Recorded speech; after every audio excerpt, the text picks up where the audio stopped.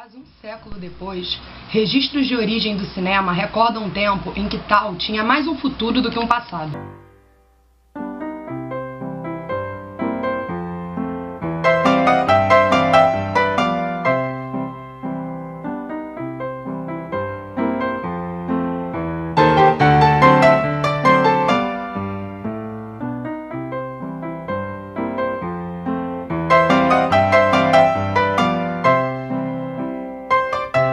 Os fornecedores de ilusões mágicas aprenderam que atribuir seus truques a processos científicos explicáveis não os faziam menos impressionantes, pois a ilusão visual ainda se punha diante do espectador. Em 28 de dezembro de 1895, que os irmãos Lumière, reconhecidos historicamente como fundadores do cinema, inventaram o cinematógrafo. Aparelho inspirado na engrenagem de uma máquina de costura, que registrava a impressão de movimento. A primeira sessão pública organizada por eles foi rápida e barata. Por R$1 cada, 33 assentos foram ocupados por cerca de 20 minutos no subsolo de um café em Paris. Dentre os filmes exibidos estava A Chegada do Trem na Estação. Além de tudo que um centenário carrega, eles carregam também uma força destabilizadora, um retorno a origens que têm sido estranhas, se não até reprimidas ou submetidas à amnésia. Reza a lenda que conforme a locomotiva se aproximava cada vez mais da câmera, os espectadores começaram a pensar que seriam atropelados pela máquina. Correndo alucinadamente para fora das dependências do teatro, era o início de uma das evoluções mais importantes da era pós-revolução industrial: o cinema. O cinema sempre oscilou entre dois polos, o de dar um novo padrão e o da representação realista. Ao surgir, o cinema foi muitas vezes chamado de fotografias animadas. O cinema acrescentava um algo mais de movimento que era vital às imagens antes só vividas como estáticas. Essa animação também relacionava o cinema com um grande número de tecnologias da visão que já tinham tornado populares no século XIX. Fazendo com que os realizadores da época, cansados de criarem produtos baratos, de onde não se obtinham lucros, pensassem no cinema como uma espécie de indústria. O cinema, a partir deste momento, por volta da década de 1910, deixava de ser um espetáculo circense, passando a algo comercial.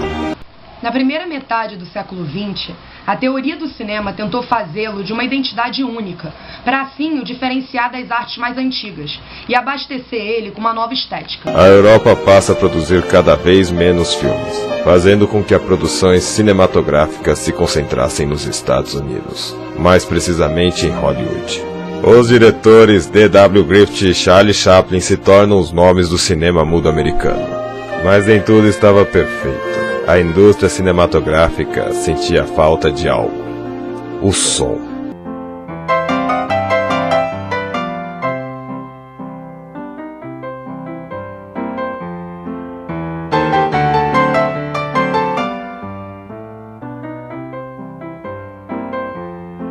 Traçar as origens do cinema não o leva a algo garantido, mas sim a inúmeras curiosidades do começo da vida moderna. A ótica, durante o século XVIII, se tornou muito popular como forma de entretenimento. Esses entretenimentos óticos surgidos, como a lanterna mágica, exemplificam o estado da suspensão da dúvida. O aparelho kinetoscópio de Thomas Edison, que inspiraria os irmãos franceses, foi o primeiro que conseguiu, de fato, projetar som e imagem ao mesmo tempo. Em 6 de outubro de 1927, o mundo acordou de pernas para o ar. Em Nova York tinha acabado de estrear O Cantor de Jazz. O filme em termos cinematográficos não era uma obra-prima, mas não tinha sido por isso que a sala tinha enchido. O Vitaphone estreou. A verdade é que o filme era pontualmente falado, sendo que o problema da trilha única tinha feito com que a música fosse o elemento de destaque. Mas só a possibilidade de ouvir Al Johnson, pintado de negro, criou uma áurea de magia à volta do filme. A Warner, em plena falência técnica, recuperou com este lance de sorte. O público rendeu-se ao sonoro, e nada mais seria como antes.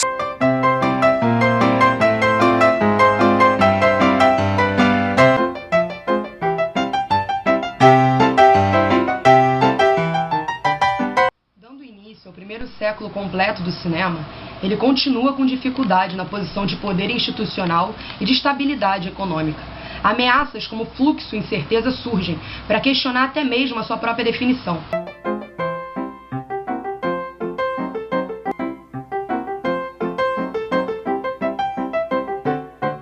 Com o advento do cinema falado, os produtores decidem fazer do som o personagem principal do cinema. Musicais aparecem em massa e inauguram a época de ouro do cinema americano. Mas Hollywood não vive só de musicais. A ingenuidade das comédias românticas e as disputas de faroeste também preenchem as telas. Porém, o cheiro de novo começaria a pairar sobre o mundo do cinema. Era a descoberta do processo Technicolor, que viria acrescentar cores às imagens visualizadas pelos espectadores nos cinemas. O lançamento do primeiro filme colorido foi feito no ano de 1935, pelo estúdio Fox, e a obra em questão fora Vaidade e Beleza. O colorido acabou sendo uma tendência muito apreciada por produtores e também por cinéfilos, mas não impediu que o charme do preto e branco fosse relegado pela preferência popular. Embora fosse produzidas uma boa parcela de filmes coloridos a partir desse ano, diversos autores, diretores permaneceram utilizando o processo preto e branco, que viria a ser extinto por completo nos anos seguintes.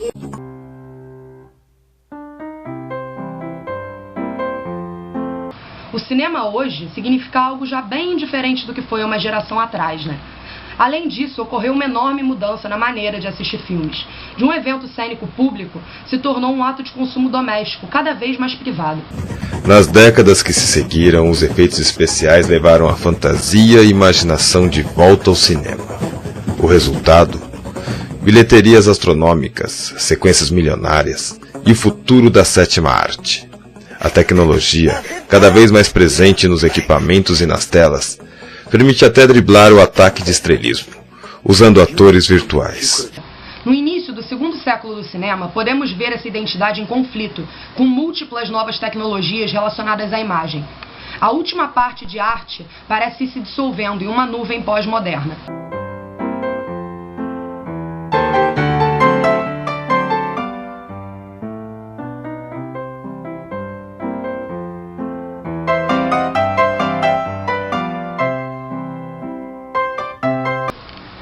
Esses 100 anos marcam não apenas o primeiro século da história do cinema, mas também o primeiro século registrado em filmes.